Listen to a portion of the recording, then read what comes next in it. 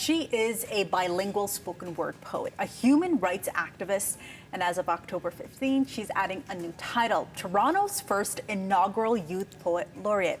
Shahada Jack joins us now in studio. Shahada, congratulations and welcome. Thank you so much. Thank you for having me. Of course. So we have to mention you're 20 years old, Yes. only 20 years old. So Yes. this role kind of puts you in a unique position to give a voice to youth in the city. Walk us through what this role means and what it hopes to accomplish. Yeah, so being a Youth Poet Laureate, great question. Being a Youth Poet Laureate means to increase representation of arts in the city and making sure we're bridging the gaps between what's going on here in the city, whether it's looking at gun violence, whether it's looking at youth homelessness, and bringing a gap, bridging a gap between these issues in the city and arts, and how can we not only speak to minds of politicians, but really speak to their hearts as well through spoken word, through poetry. So to be Youth Poet Laureate means I'm in a position of representing so many voices and so many young voices in the city and creating opportunities for their stories to be highlighted and brought to the forefront when speaking on a lot of the issues in the city. And you did mention some of the issues there,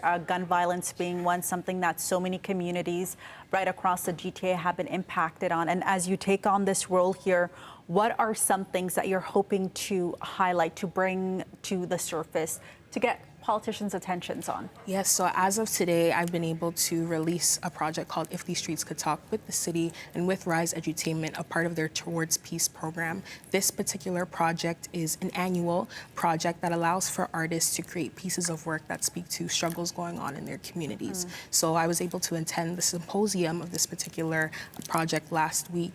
And so truly my aim is for the next 2 years and beyond to continue to be a part of projects such as this that are allowing for youth to be in videos, to see their faces on screens, to see themselves speaking to reports through their arts, through word, through power of voice, because spoken word is more than just about art and performing and presenting. It's about conveying a message. And so my hope is that in the work that I do, I can truly empower youth to say you belong at the seats of these tables to speak to what is going on in your community, because youth are the experts. They're not the future, they are the now of what's going on in our city. That's so powerful. That's such a powerful statement to make. Youth are the now, not the future only, but the now too.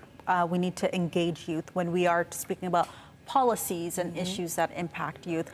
I want to talk a little bit about your art, and if we can look at one of the screens here, take a look, take a listen. Do you know your story?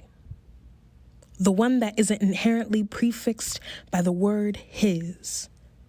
The one that doesn't force womanhood into a monolithic experience. Do you know your story? Just how powerful is this?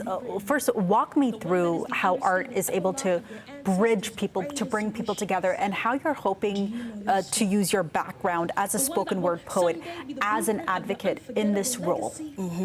Art truly speaks to the heart, as I said before. It's allowing people to understand that we are connected by so much rather than being divided. And that so many of our stories, whether we're from the East or the West End, our streets hold so much and are connected by so much history and are connected by voices of a people that are pushing for change. And so art allows for you to express yourself without filter, to express yourself without limitation, to dream and to hope, I think is the most important thing, to hope and to heal communities. I love that you use the word hope, because as I'm watching that now, and the first time I watched it, that was the first thing that came to me. Not only are you including all these powerful voices and sharing these instrumental voices and stories, but there's also so much hope that you include in these. Why is that word so important to you, hope? It does come across in your work. Yeah, without hope, there's no change.